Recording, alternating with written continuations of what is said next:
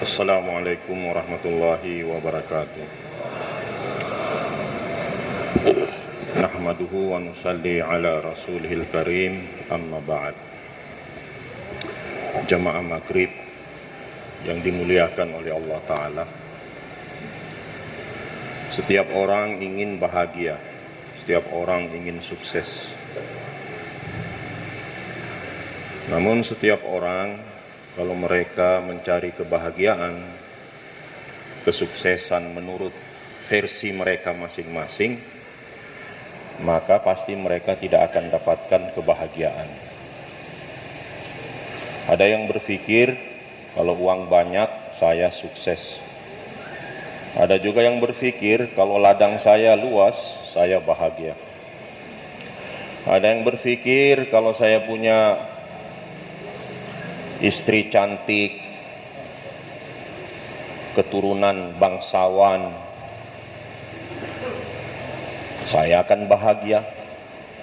Juga ada yang berpikir, kalau keturunan saya banyak, anak saya banyak, maka nanti kami akan punya power, kabilah kami akan kuat, suku kami akan besar, maka kami akan punya pengaruh, punya kewibawaan, disegani, ditakuti, bisa menguasai, semua akan tunduk dengan kami. Ada juga yang berpikir, kalau pangkat saya tinggi, saya menjadi orang yang terhormat. Sebenarnya pemikiran-pemikiran ini sudah Allah perlihatkan di Al-Quran. Cerita yang tidak boleh diragukan, itulah Al-Quran. Kalau cerita yang lain masih bisa diragukan. Kalau Al-Quran tidak boleh diragukan. Wajib diyakini dan haram meragukan Al-Quran. Maka semua pemikiran itu dulu juga pernah dipikirkan oleh bangsa-bangsa, suku-suku, kaum-kaum yang pernah mendiami bumi ini. Pernah tinggal di negeri Syam, pernah tinggal di negeri Yaman, pernah tinggal di Jazirah sana. Mereka pernah tinggal, pemikirannya sama. Kalau saya punya ladang luas, nanti panennya panen raya, sukses, bahagia, uang banyak. Lagi ada satu kaum yang memikirkan perdagangan, jadi bisnismen, transaksi besar-besaran. Nanti kalau transaksinya berhasil, uang banyak, bahagia, sukses. Pemikiran ini semua dipikirkan oleh penduduk negeri yang pernah tinggal sebelum kita. Kalau saya punya kekuasaan, punya kerajaan, punya pasukan, mulia, bisa menguasai, menaklukkan dengan kerajaan yang besar, pasukan yang besar, kami akan menguasai dunia. Dengan itu kami disegani, dihormati. Maka kami akan bahagia dengan segannya manusia dan penghormatan manusia itu. Tapi nyatanya pemikiran itu malah keliru, salah total. Bukan salah setengah, salah penuh, salah total. Karena apa? Yang bawa itu penjelasan para nabi. Nabi-nabi itu diwahyukan oleh Allah. Ini rumus kebahagiaan. Ini kunci kesuksesan. Bukan tingginya pangkat, bukan banyaknya uang, bukan luasnya ladang, bukan transaksi besar-besaran. Tapi kalau kamu mentaati Allah, menjalankan syariat Allah, maka kamu sukses. Kamu bahagia walaupun ladangmu kecil, apalagi ladangmu luas. Kamu bahagia walaupun kamu kopral, apalagi jenderal. Asalkan tegakkan syariat Allah, amalkan agama. Kamu sukses walaupun kiosmu kecil, apalagi kau punya ruko, punya market, punya mall, kau lebih sukses lagi. Di dunia sukses, di akhirat juga. Raja-raja juga begitu. Nabi datang kepada mereka, amalkan agama, jadi kamu penguasa yang adil, jangan zalim. Rakyat kecil, kamu harus perhatikan haknya. Nanti kamu jadi pemimpin yang sukses, jadi raja yang sukses, penguasa yang sukses. Tunaikan hak rakyat. Begitu juga suami-suami, dijelaskan sama mereka, membahagiakan istri bukan dengan rumah mewah, bukan dengan perhiasan yang bergelimang. Bahagiakan istrimu dengan ajarkan syariat sama mereka, ajari agama sama mereka. Wa'mur ahlaka bis salati, wahai Muhammad sallallahu alaihi wasallam, perintahkanlah keluargamu bis salati, dengan amal salat. Wastabir alaiha, bersabar. Amal di dalamnya ada janji Allah, tapi amal dikerjakan dengan sabar. Jangan tergesa-gesa, jangan suka melihat hasil, namanya igrab. Ada kepentingan dalam amal. Saya berdakwah, saya ingin cari posisi. Saya berdakwah supaya lancar urusan proyek saya, lancar tanda tangan nanti. Saya buat amal ini supaya saya dapat penghormatan. Ini igrab. Ini tidak ikhlas. Yang istiqomah itu orang yang lillahi ta'ala saja. Dapat tidak dapat, buat amal. Setan selalu datang membisikkan telinganya orang beramal. Coba lihat, kau sudah beramal, belum ada perubahan hidupmu. Katanya kalau rajin beramal, bahagia. Ini kau punya hutang belum selesai sampai sekarang. Ini proyekmu banyak yang gagal. Hajat-hajatmu belum terpenuhi. Setan bilang tinggalkan amal. Tinggalkan amal. Maka amal dikerjakan dengan fastabir alaiha, bersabar. Di dalamnya sabar ada hikmah. Ada hikmah Allah di dalam sabar. Jadi hikmah-hikmah Allah itu Allah bungkus dengan sabar. Fasbir li hukmi rabbika wala takun kasahibil hut. Fasbir kama sabara ulul azmi minar rusul. Nabi-nabi semua dibayang hidayah oleh Allah. Orang yang berdakwah, orang yang menolong agama Allah, pondasinya sabar. Dakwah yang hak akan terus berjalan apabila pondasinya ada, yaitu sabar. Watawasau bil haqqi watawasau bis sabar. Sabar. Jangan tergesa-gesa lihat hasil. Saya sudah buat dakwah, kenapa ekonomiku belum kelar-kelar, belum beres-beres? Jangan lihat hasil. Terus buat kerja. Begitu juga yang sholat terus. Wa'mur ahlaka bis salati wastabir alaiha. Perintahkanlah istrimu, keluargamu mengerjakan sholat dan sabar. Sabar di atas amal. Nah, orang kalau sabar di atas amal, nanti dia istiqomah. Dan Allah tidak suka amal hari ini dibuat, besok tidak dibuat, minggu ini dibuat, minggu depan tidak dibuat. Allah tidak suka itu. Amal itu walaupun sedikit, wa in qalla, walaupun sedikit tapi istiqomah. Dan orang istiqomah itu sampai di tujuan. Kita dalam agama ini tidak boleh terlalu laju, tidak boleh juga terlalu lambat. Jangan terlalu laju, zet, tahu-tahu malah lewat, masuk jurang. Terlalu laju, jos. Ada juga terlalu lambat, ketinggalan. Apa kata Rasulullah SAW? Al-qasda tablugu.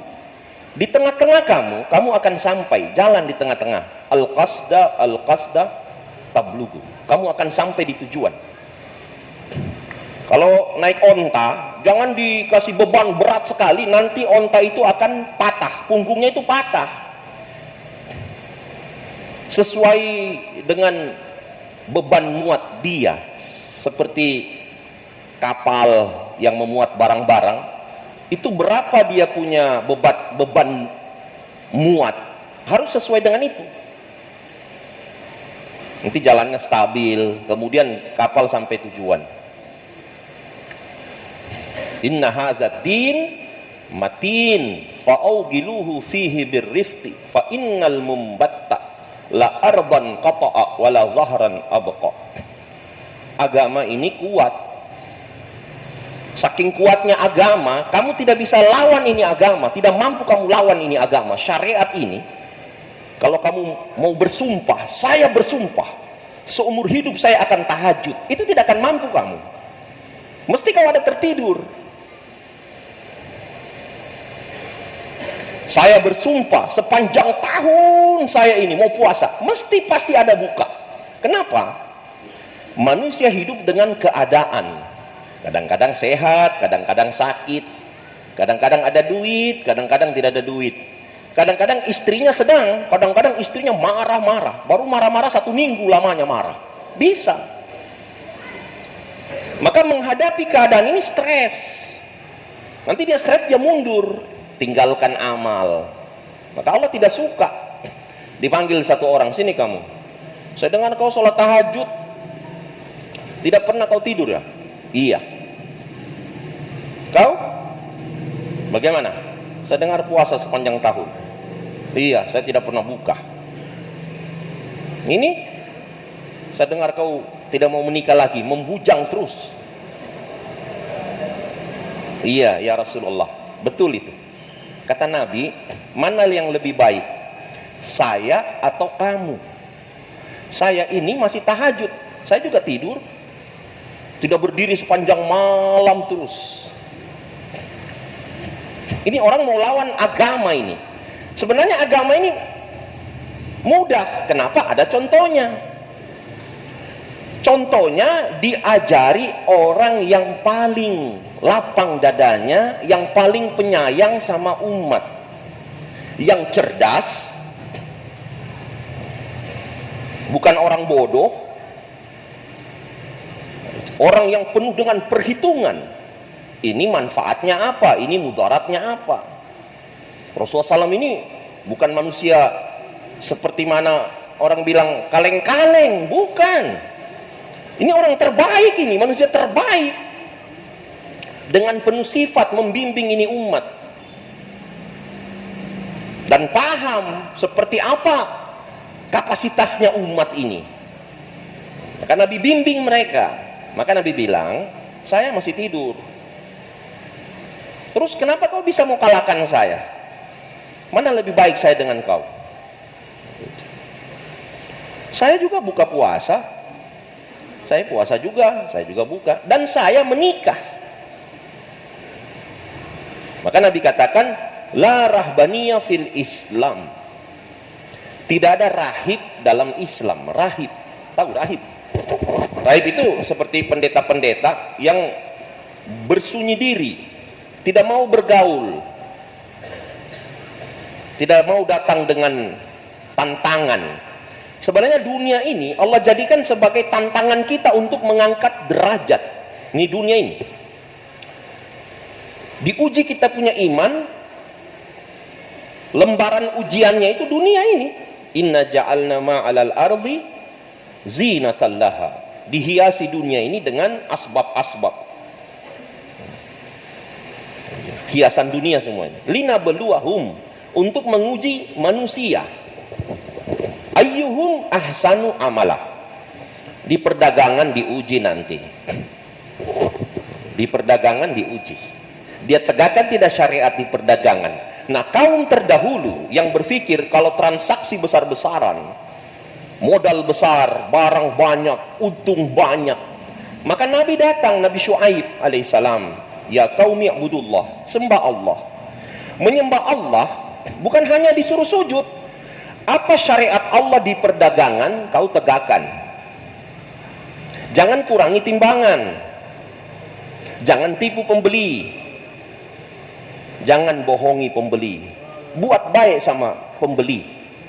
Inna tujara yub'atsuna yaumal qiyamah fujjara illa manittaqallaha wa barra wa sadaqah. Sungguh seluruh pedagang nih, seluruh ahli-ahli dagang semua di akhirat Allah bangkitkan dengan pendosa-pendosa di hari kiamat nanti, kecuali ada istisna, ada pengecualian, kecuali pedagang yang bertakwa sama Allah. Allah lihat saya yang busuk, saya harus tampakkan. Jangan yang busuk saya sembunyikan di dalam, yang cantik di luar, di dalam busuk. Supaya begitu mau ditimbang langsung skop masuk ke dalam plastik. Yang busuk ikut, yang asam ikut semua ke situ. Maka Nabi SAW masukkan tangannya di tumpukan korma. Nabi tarik, ini apa ini? Kenapa ini seperti ini? Ini kan korma yang buruk, korma yang busuk. Bukan umatku yang menipu. Dia bukan termasuk umatku yang menipu orang. Jangan kamu tipu orang. Kenapa dia mau menipu? Karena dia berpikir, kalau ini saya jual, untung saya di sini. Dia tidak tahu, bukan untung, malah buntungnya di situ. Nah, buntung hidupnya nanti, rezekinya, berkahnya itu buntung, hilang berkah. Karena dia menipu, Allah tarik keberkahan. Maka Nabi katakan, bukan umatku yang menipu, jangan tipu. Nabi tidak bilang berhenti berdagang, pergi di masjid saja kau berzikir, bukan begitu. Tapi Nabi ajarkan cara dagang, jangan kurangi timbangan, jangan menipu orang. Bayangkan syariat Islam dibimbing oleh orang yang terbaik ini, Muhammad sallallahu alaihi wasallam. Hatinya lapang. Dan Nabi itu kalau bertemu dua urusan, ini sulit, ini gampang, nanti Nabi pilih mesti yang gampang. Dia tidak mau pilih yang sulit. Karena Nabi berpikir di belakangku ini ada umat.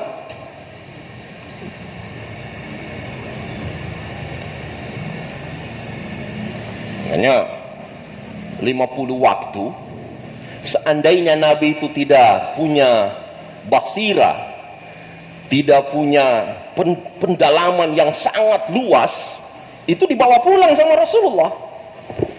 Tapi Nabi ini orangnya hati lembut, tawadu, rendah hati, beradab.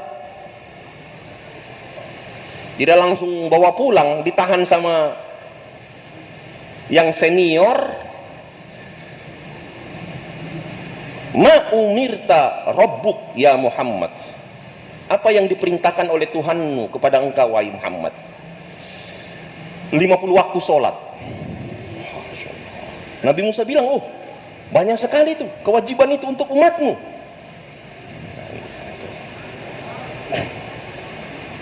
Rasulullah SAW ini bukan orang tinggi hati.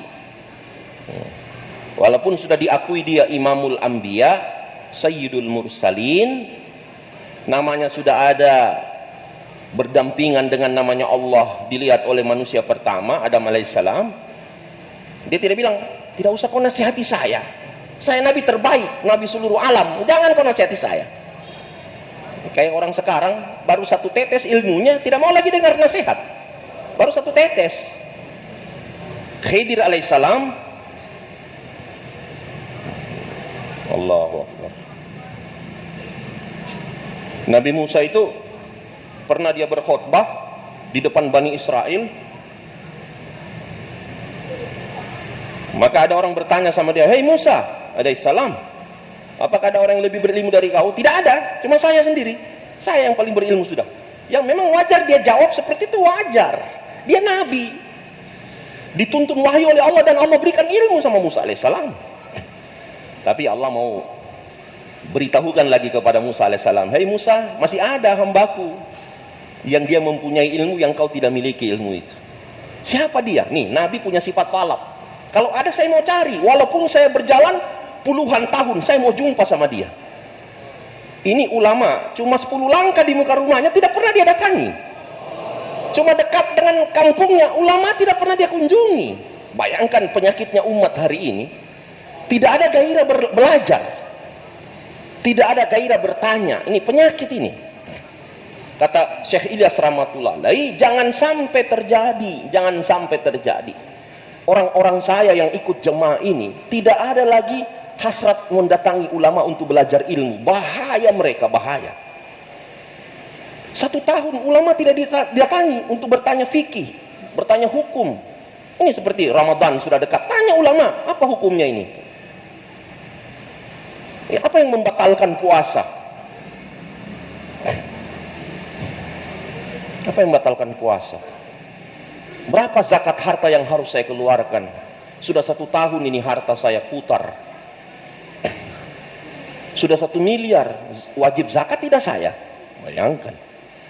Tidak mau tanya ulama. Musa alaihissalam, Allahu Akbar, langsung, ya Allah kasih tunjuk sama saya mau jumpa dia, mau ingin ketemu dia, mau belajar sama dia. Masya Allah. Siap-siap jalan, dikasih tunjuk tanda-tandanya. Kau bisa ketemu dia, nanti tempatnya itu di pertemuan 2 lautan. 2 laut akan bertemu di situ, di tempatnya nanti kau jumpa dia.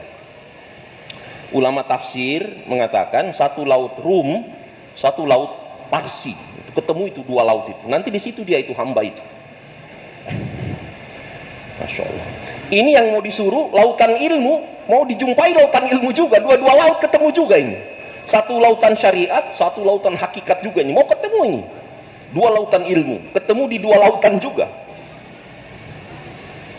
Foto jalan sama Yusya. Ini Yusya bawa temani dia, Musa alaihissalam.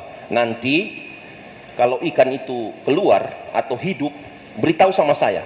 Di situ tempat yang ditunjuki oleh Allah, akan ketemu sama hamba yang kita mau pergi belajar sama dia. Masya Allah. Karena lama jalan, jauh, capek. Bu, ada batu besar, Musa alaihissalam baring, sandar. Yusya juga alaihissalam tertidur. Tapi dia sempat lihat itu dari keranjang, itu ikan keluar. Ahli tafsir bilang itu ikan asin yang sudah digarami oleh Musa untuk bekal makan dia, itu yang dimakan oleh Musa dengan Yusya dalam perjalanan untuk belajar ilmu. Tahu-tahu ikannya bergerak, lompat masuk ke dalam laut itu, air. Tapi Yusya alaihissalam lupa cerita sama Musa alaihissalam. Ayo kita jalan lagi. Sudah lewat, sudah mau hampir petang, lapar. Mana bekal kita mau makan? Ini sebenarnya surah ini ada dalam surah Al-Kahfi. Sunnah dibaca tiap hari Jumat. Ini umat ini hari ini. Padahal kalau orang baca surah Al-Kahfi, kata Rasulullah, Jumat ini dia baca, Allah kasih cahaya sampai Jumat depan sama dia, cahaya iman. Ini sekarang cuma cahaya media sosial, Facebook, WhatsApp, tidak sempat baca surah Al-Kahfi. Padahal Abdullah bin Mas'ud bilang, ilmunya orang terdahulu, ilmunya orang sekarang, dan ilmu yang akan datang Allah taruh di Al-Quran semua. Kejadian yang masa lalu, masa sekarang, masa akan datang, semua Allah taruh di Al-Quran. Ringkasan dari 3 kitab besar itu, Taurat, Zabur, Injil, itu ada semua dalam Al-Quran.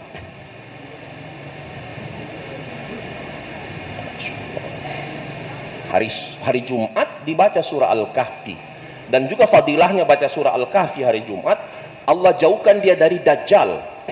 Dajjal penipu akan datang membawa fitnah.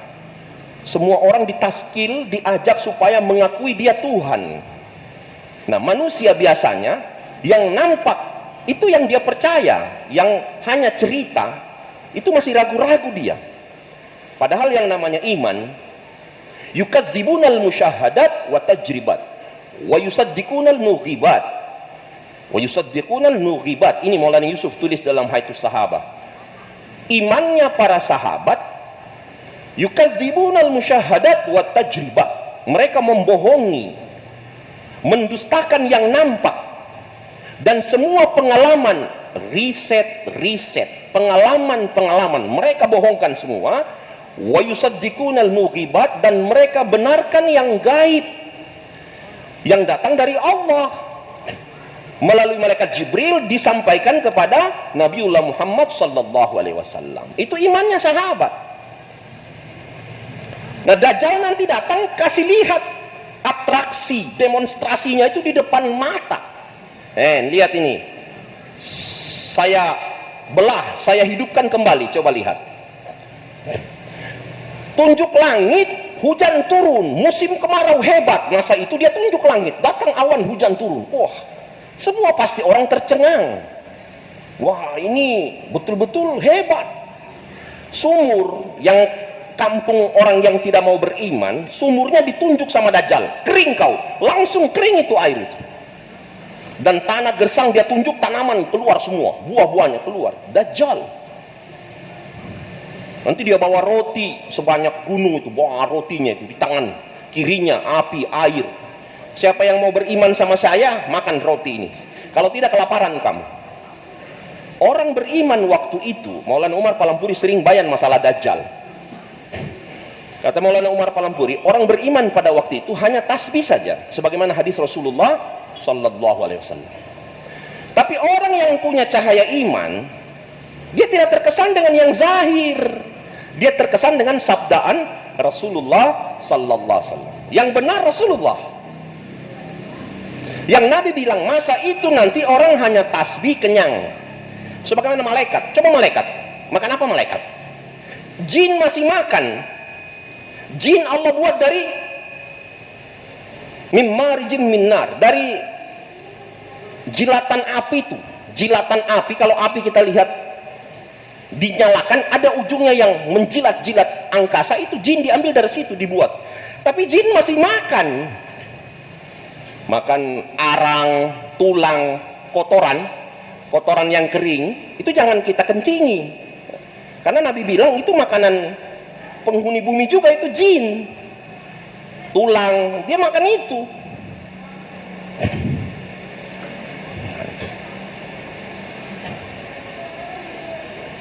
Manusia masih makan, malaikat tidak makan. Apa dia makan? Subhanallah walhamdulillah wala ilaha illallah. Hanya tasbih saja mereka, tidak ada makanan zat yang zahir sebagaimana manusia dan jin. Maka nanti orang di akhir zaman itu tasbih, sebut nama Allah, Allah hilangkan laparnya, Allah hilangkan hausnya, sebagaimana Allah ceritakan dalam surah Al-Kahfi. 309 tahun nih, 309 tahun lamanya 7 orang pemuda bersama anjing juga makan. Anjing itu kalau tidak dikasih makan, dia menggonggong. Ribut itu rumah itu. Ribut. Mesti dikasih makan dia. Kalau tidak, dia akan ribut. Artinya hewan itu juga cepat lapar. Dan hewan lebih hebat makan dari manusia. Coba lihat, sudah tidur kita, sapi masih mengunyah.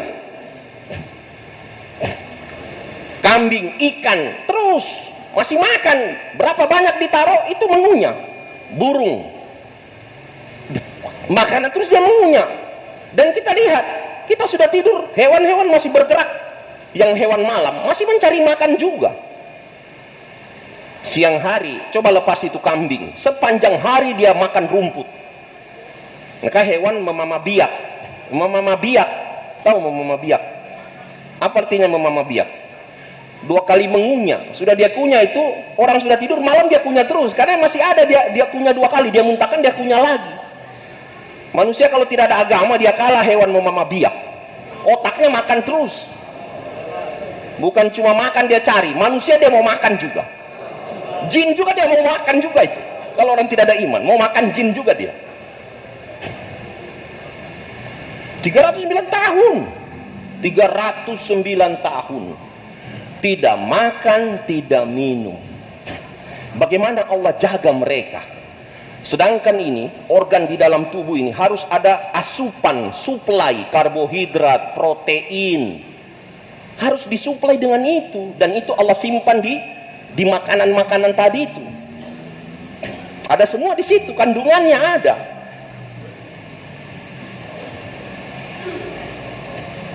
Itu ada pergerakan, nanti ke jantung dipompa terus.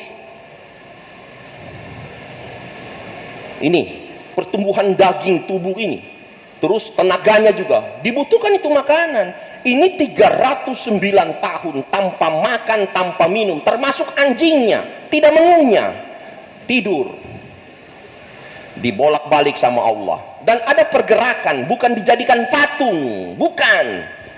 Itu hebatnya Allah, dihidupkan sama Allah dan bergerak. Begini tuh, orang kalau masuk ke goa pada masa itu, mesti dia meninggal. Lihat ini, kenapa ada jenazah yang bolak-balik begini? Mesti takut, karena tidak bisa diajak dialog, tidur.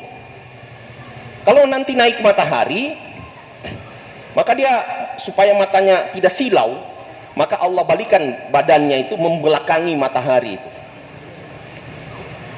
Terus nanti kalau matahari terbenam, nanti Allah balikan ke sana, sehingga matanya itu tidak kena sengatan cahaya sinar matahari, tidak silau. Jadi tidurnya nyenyak, tanpa makan, tanpa minum, tanpa makan, tanpa minum, tanpa makan. Nanti bangun baru mulai Allah kesankan asar. Sesungguhnya Allah mengenyangkan, tidak berhajat dengan makanan. La ilaha illallah, Allah kuasa. Lantas kenapa kita siang malam berpikir tentang satu piring, dua piring? Mau makan apa istriku, mau makan apa anakku, mau makan apa saya? Padahal sudah ada satu karung di dapur. Sudah ada, masih dia mau pikir mau makan apa saya. Sampai waktu sujud masalah makanan dia ingat. Waktu sujud. Maka sengaja ini Allah ceritakan di surat Al-Kahfi supaya tiap minggu kita baca terjemahnya. Oh, ini maksudnya kebesaran Allah.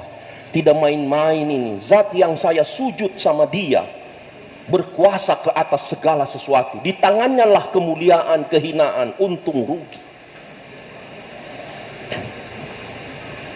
Maka dalam amal sabar. Sholat, sabar sholat. Masalah selesai tidak selesai, terus jaga sholat.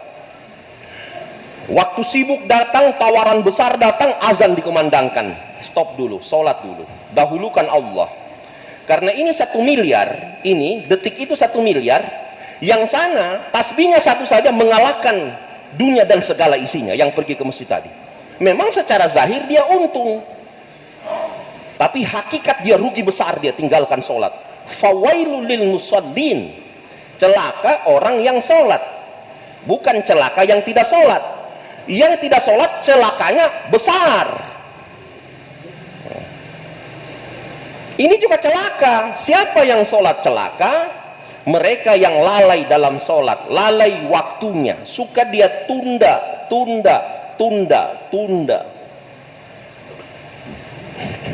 Menunda sholat itu penyakit itu. Gara-gara urusan 1000, 2000, urusan kantor tunda sholat, urusan pekerjaan tunda sholat. Naudzubillah.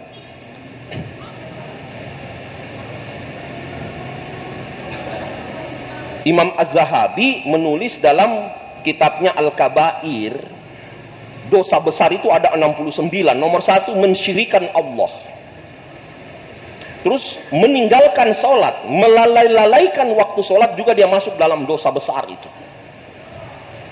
Tidak mengeluarkan zakat harta, dosa besar juga. Durhaka sama orang tua, dosa besar juga. Itu dia masukkan dalam kitabnya itu. Maka jangan melalaikan waktu sholat. Bersabar dalam sholat, sabar dalam amal, sabar. Termasuk dalam dakwah ini. Nanti akan datang serangan dari dalam, serangan dari luar. Serangan dari dalam ini termasuk orang dalam rumah, anak istri kita. Ada juga serangan dari luar, musuh-musuh Islam. Kadang-kadang orang luar ini dengki, hasad, benci sama kita. Kita jangan lihat itu. Kerjanya kita hanya buat kerja dakwah saja. Ajak manusia pada Allah dan sabar. Fasbir, wahai Muhammad, sabar kau. Kama sabara ulul azmi minar rusul, sebagaimana sabarnya nabi-nabi ulul azmi. Dan Nabi SAW katakan, kami semua ini jemaahnya para nabi, ma'syaral anbiya, semua sabar. Dan memang bayan hidayah, nih Maulana Ibrahim ini sampaikan kemarin di Jor Kudama, seluruh nabi Allah perintahkan supaya sabar, sabar, sabar. Tapi sabar jalan terus, bukan sabar berhenti. Yang namanya sabar itu, sabar dengan keadaan, amal tidak boleh dilepas, amal tidak boleh dibuang, amal tidak boleh berhenti. Mau mungkin masalahnya tidak selesai, jalan terus. Banyak cacian, makian, celaan, jalan terus. Nanti Allah simpan hikmah di dalam sabar itu, nanti Allah kasih hikmah yang besar.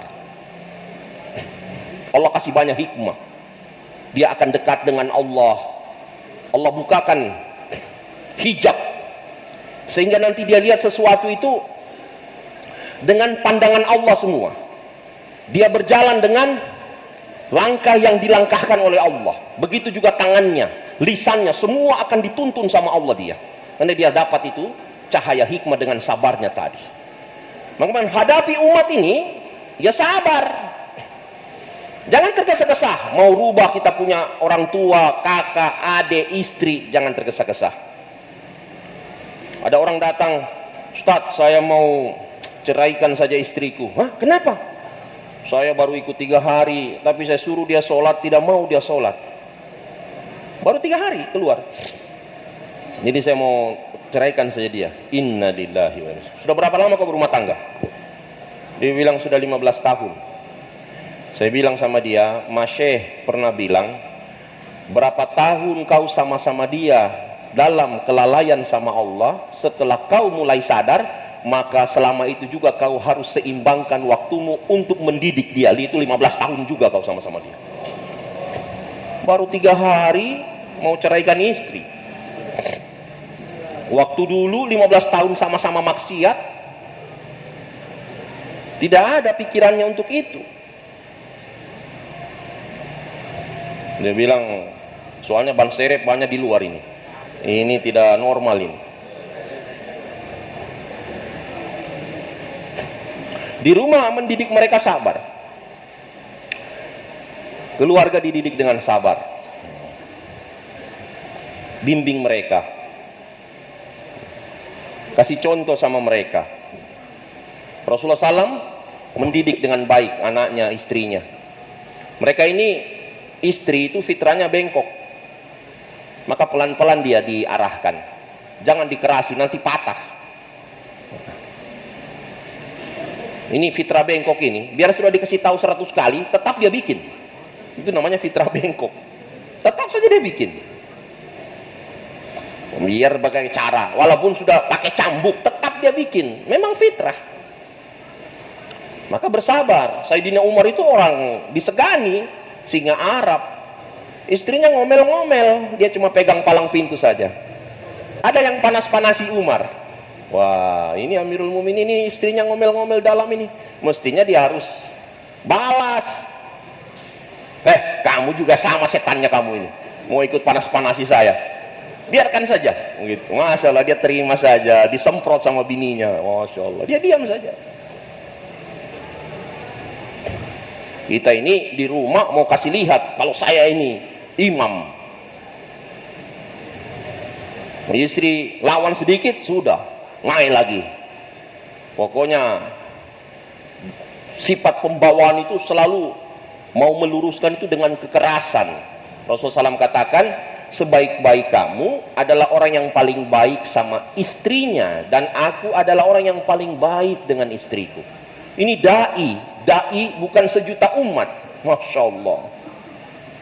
Ini dai imamul anbiya, nabi-nabi, imamnya para nabi, ini Rasulullah, imamnya para rasul. Tapi luar biasa kasih sayangnya sama orang di rumah. Kata Siti Aisyah radhiyallahu anha, Waktu badan saya ini belum banyak lemak menggumpal, artinya saya belum gemuk, saya di depan berlomba lari sama Rasulullah, saya juara 1, Rasulullah juara 2. Ini dai seluruh alam masih saking romantis sama istri, berlomba lari sama istrinya. Masya Allah. Ini dai baru 3 hari tegang pulang. Masya Allah, salah ini, bid'ah, kafir, la ilaha illallah. Mestinya romantis, kasih sayang, lemah lembut. Dan ini maksudnya usaha masturo. Kenapa kita harus keluar masturo? Supaya kita tahu setiap nabi itu punya istri dan tiap nabi punya anak. Coba, siapa nabi yang tidak punya istri, tidak punya anak? Semua nabi punya istri, punya anak. Nabi Ibrahim istrinya 4, punya anak. Yang 2 sering disebut itu Siti Hajar, tapi masih ada lagi 2. Rasulullah SAW berapa? Hampir 11, 9 ke 11 istri Rasulullah.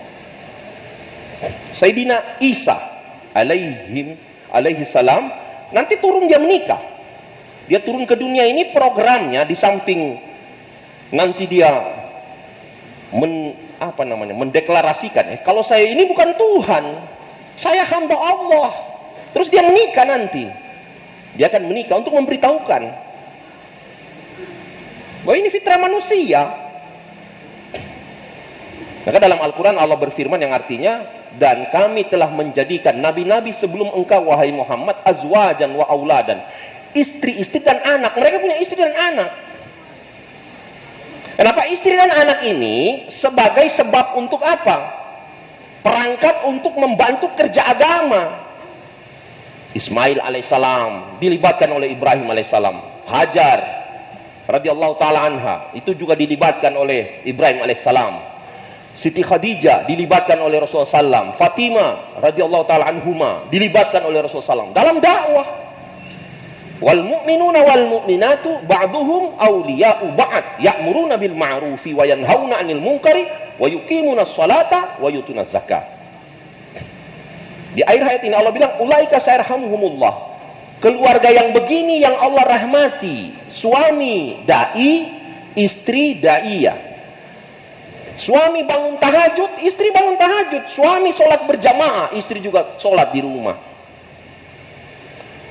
Ad-dunya mata wa khairu mata'iha al-mar'atu tu'inu zawjaha 'alal akhirah. Dunia ini perhiasan. Dan sebaik-baik perhiasan dunia adalah istri yang menolong suaminya untuk membangun kehidupan akhirat. Istrinya yang punya semangat. Ini perhiasan termahal. Ayo Pak, berangkat 4 bulan Pak. Bantu agama Allah, kesihan umat hari ini. Banyak yang meninggal tidak pernah sholat Pak. Coba lihat, naik lagi bendera putihnya tetangga itu. Belum pernah dia ke masjid, baru Bapak tidak pernah datang ke rumahnya sudah 1 tahun itu. Masya Allah, ini dai-dai ini. Pokoknya programnya setan ini, bagaimana dai jangan kunjungi umat. Pokoknya berbagai macam setan punya strategi. Dia takut-takuti, jangan datang. Kalau kau datang marah dia, tersinggung dia. Dan Allah sudah kunci mati hatinya itu. Itu dia kalah Firaun itu, tidak sholat lagi itu. Pokoknya tidak mau lagi dia beriman. Biar kau datangi 1000 kali. Ini setan punya dakwah supaya dai tidak bergerak. Sedangkan umat hari ini menunggu kedatangan dai. Berapa banyak umat hari ini bingung menghadapi masalah, dan solusinya ada hanya dalam agama. Sebagaimana yang tadi saya katakan, semua berpikir saya ingin bahagia dengan uangnya belum dapat, stres terus sampai sekarang. Saya ingin sukses dengan jabatan, belum naik-naik sampai sekarang, stres terus, bawaannya terus tegang terus. Maka kita datang beritahukan kebahagiaan dalam agama. Dan ini Allah umumkan 5 waktu melalui muazin. Hayyalas shalah, hayyalal falah. Mari sholat, mari menuju sukses. Di sini suksesnya kamu dalam amal ini. Diajak itu raja-raja, rakyat, pedagang, pegawai. Semua, orang kaya, orang miskin. Hayyalas shalah, hayyalal falah. Setelah 4 jam lagi dikumandangkan lagi. Hayyalas shalah, hayyalal falah. sudah dia dengar itu pas masuk masjid, sebelum melakukan amal itu diingatkan lagi supaya kamu betul-betul yakini ini, kamu tegakkan ini sholat. Di sini sumber kejayaan kamu harus yakini dalam amal ini kamu sukses. Diikamatkan lagi supaya apa? Qad qamatis shalah, supaya orang tahu sungguh tegakkan ini sholat sudah mau ditegakkan, ini kunci kebahagiaan kamu. Maka ini dakwah, walaupun seluruh orang Islam sudah sholat berjamaah semua, maka dakwah tetap ada. Tidak boleh dibilang berhenti dakwah. Satu orang bertanya sama Syekh Yusuf rahmatullahi alaih, kapan kita mulai dakwah ini? Kata Syekh Yusuf, kalau semua laki-laki balik sudah berjamaah, baru kita mulai dakwah kita. Sekarang kita baru mengajak orang untuk supaya datang pada amal dakwah yang sebenarnya. Ajak semua laki-laki balik, mereka berjamaah di masjid. Bayangkan 100 rumah di sekitar masjid kita. 100 rumah. Mestinya laki-laki balik itu di waktu mereka berada di rumah. Ini lain cerita yang masih di kantor, di sawah, di ladang. Ini yang masih di rumah dengar azan. Itu toa itu, satu ke timur, barat, utara, selatan. Volume kasih naik, nomor 10 volume. Baru muazin juga, masya Allah. Sebenarnya muazin ini biar tidak pakai mic, sudah didengar juga suaranya. Cuma karena memang ini syiar besar, dia teriak lagi, Allahu Akbar. Tidak mempan di sana itu. Sudah 10 tahun.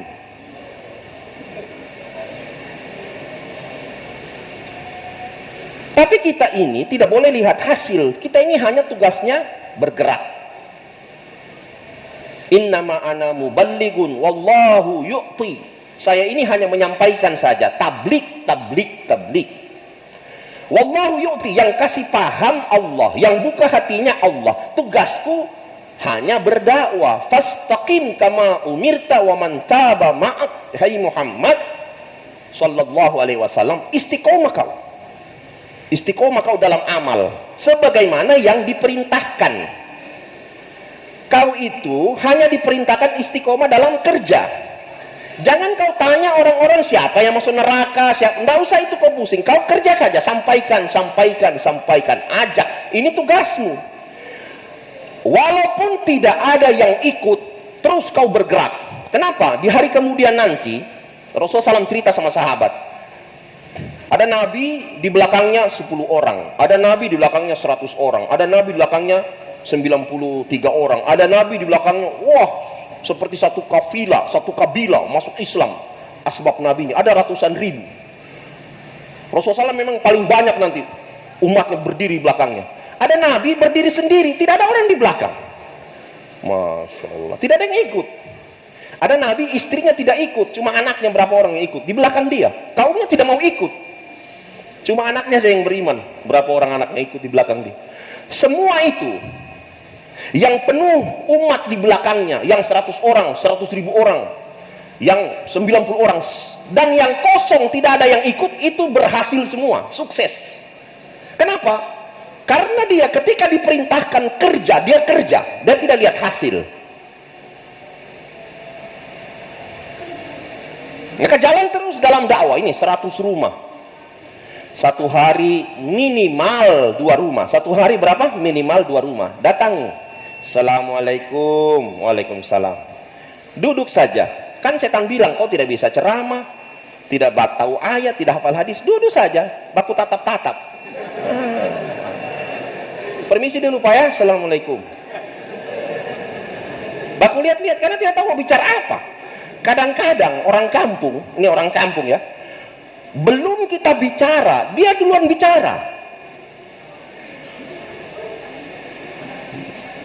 Kadang-kadang orang kampung, kita belum bicara, dia duluan bicara. Bagaimana sudah mengenai jamaah? Ini saya dengar corona ini 7 bulan tidak ada kegiatan. Oh sudah, alhamdulillah Pak, sudah masuk sudah. Cerita sudah agama. Dan memang menurut ilmu komunikasi, ada memang psikologi manusia itu dia punya mindset itu cepat berubah dengan melihat sesuatu berubah.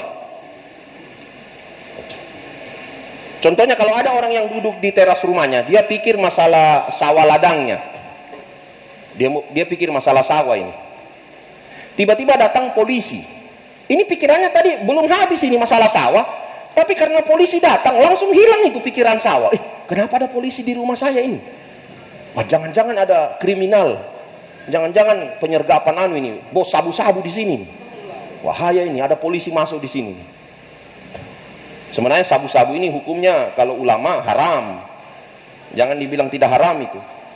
Karena memang berbahaya, menghabiskan harta, menghalusinasi orang, dan dia dikiaskan seperti orang yang mabuk, tidak sadar diri. Kalaupun dia bisa sadar diri, tapi memang dia sudah istilahnya banyak merugikan dirinya sendiri.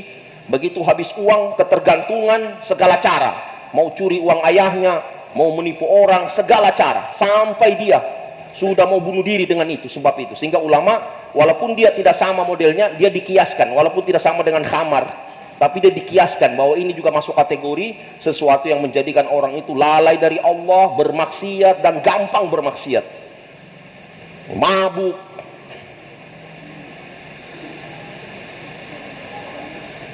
Ini cuma sekarang ini orang anggap biasa, ini dia bilang ini halal, halal, halal. Fatwa dari mana halal itu? Fatwa mau kaya itu, cuma karena mau kaya dia bilang halal.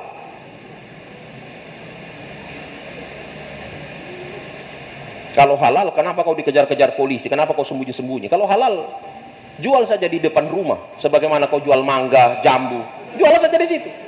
Itu kan halal itu, jambu, mangga, Paramex, jual di depan itu saja. Sedangkan negara menghukum itu barang yang terlarang, apalagi agama. Makanya kalau baru jadi ulama satu hari, jangan berfatwa. Tanya ulama yang sudah buat ijma tentang itu. Ijtihad mereka ada. Mereka sudah buat kesepakatan. Akhirnya dia sesat, dia sesatkan orang lain, dia ajak orang lain. Mari kita masuk dalam lembah kesesatan sama-sama kita ini. Karena tadi dia pikir sawah, tiba-tiba polisi datang. Kenapa ini ada penyergapan ini? Ada kriminal mungkin ini. Langsung berubah pikirannya, hilang pikiran sawah tadi. Ada yang lagi duduk, minum kopi, pikir dagangan. Ini mau dekat Ramadan ini, berapa yang mau saya datangkan dari Tanah Abang ini? Dia pikir begitu. Dari Pasar Turi, ini mau banyak belanja ini. Kebetulan corona sudah mulai habis, ini pasti banyak pembeli lagi nanti ini. Tiba-tiba datang dokter. Dia lihat, kenapa ada dokter datang di rumah saya? Jangan-jangan masalah corona ini, penyuluhan. Masalah penyakit ini, mungkin ada pengobatannya. Dia pikir langsung kesehatan. Dagangan dia buang tadi, langsung kesehatan. Nah sekarang dia duduk, yang datang sarung, jubah, siwaknya 1 meter. Dengan sorban, kayak ban Vespa. Assalamualaikum. Ini pikiran tadi, dagangan, langsung. Waduh, kuburan lagi ini datang. Padang mahsyar lagi nih yang datang ini. Langsung teringat padang mahsyar. Karena yang datang dai. Makanya dai ini penting datang sama manusia, penting datang sama umat. Masih dilihat dia orang ingat padang mahsyar, pasti cerita kubur lagi nih orang ini. Langsung ingat akhirat. Belum dia cerita. Itu memang sudah begitu keadaan manusia itu. Maka kenapa setan halangi? Jangan datang, jangan datang, jangan datang. Karena setan tidak suka umat itu ada fikir akhirat. Bagaimana kalau saya mati tangan kosong? Dia tidak suka. Yang setan kerja ini sama umat sekarang, ini kumpul banyak-banyak, tumpuk kalau tidak kau dikalah sama tetanggamu. Kau harus jangan kalah saing dong. Kau harus lebih hebat dari dia supaya kau bisa berbangga. Akhirnya muncul sombong, saya lebih baik dari mereka. Begitu nanti.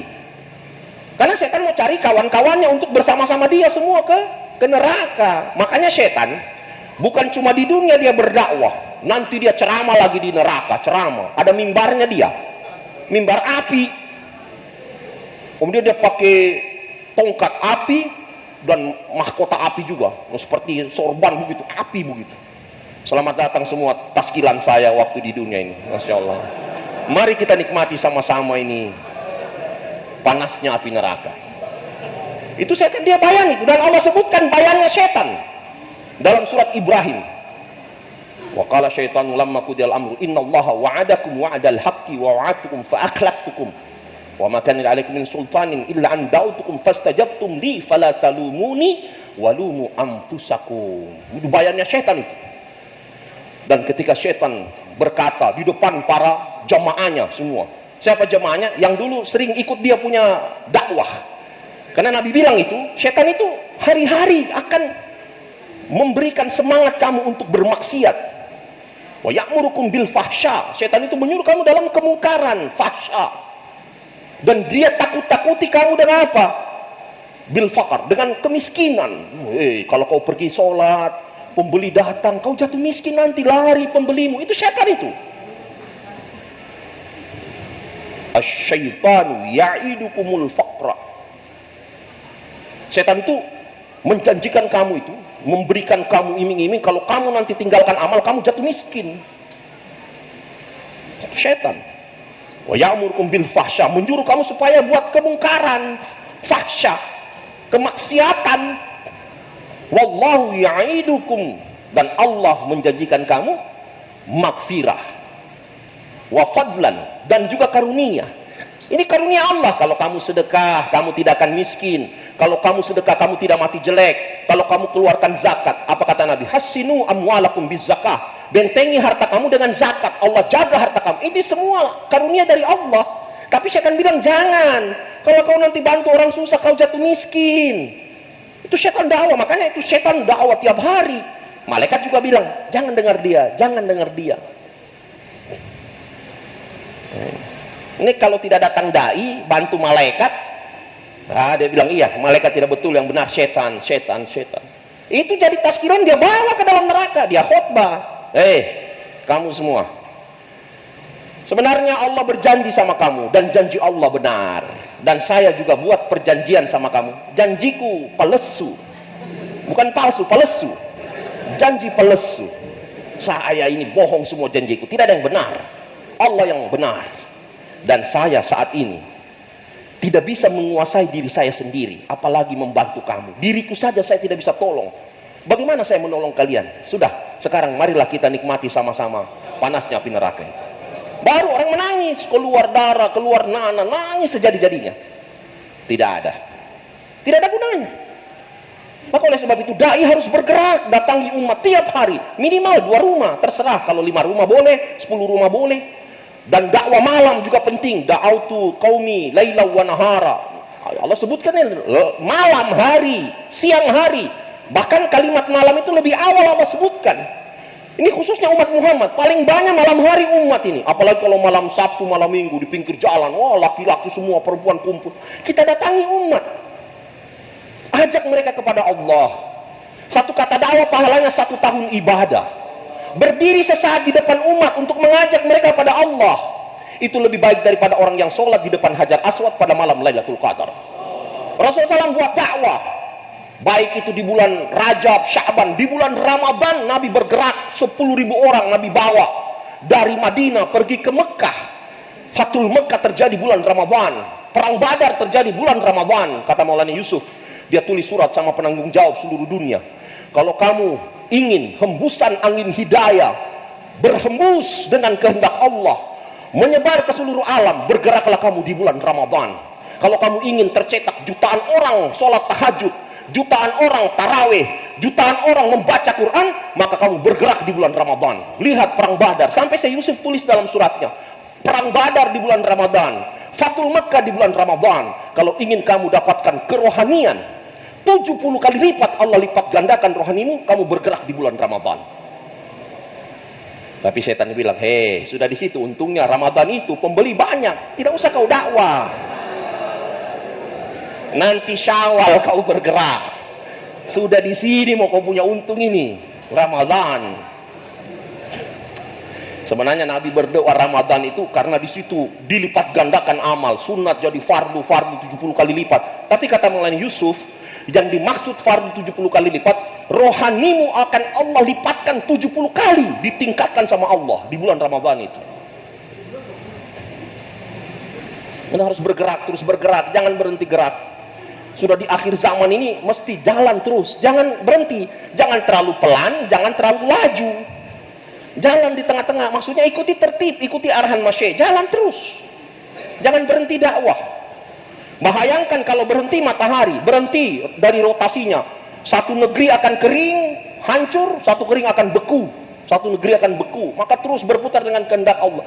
Begitu juga umat ini harus bergerak, terus bergerak, nanti menyebarkan kebaikan. Jadi matahari hidayah. Sedia semua insyaallah? Berdiri sesaat jalan Allah lebih baik daripada orang yang sholat di depan Hajar Aswad pada malam Lailatul Qadar. Orang cari-cari tuh 1000 bulan itu depan Hajar Aswad. Susah orang mau dapat itu sholat depan Hajar Aswad, mana ada, susah, mau cium saja susah sekarang, apalagi mau sholat depannya. Tapi sesaatnya orang di jalan Allah, dakwah di malam hari, ketemu orang kampung, bergerak ke desa-desa terpencil, Allah kasih lebih baik daripada orang yang sholat depan Hajar Aswad pada malam Lailatul Qadar. Sedia semua insyaallah? Siapa siap insyaallah 4 bulan? Masya Allah, negeri jauh. Silakan, Masya Allah, berdiri. Allah kabulkan, Masya Allah. Silakan berdiri Pak. Allah kabul farma. Allah mudahkan. Silakan. Allah Akbar. 4 bulan. Bismillah Pak.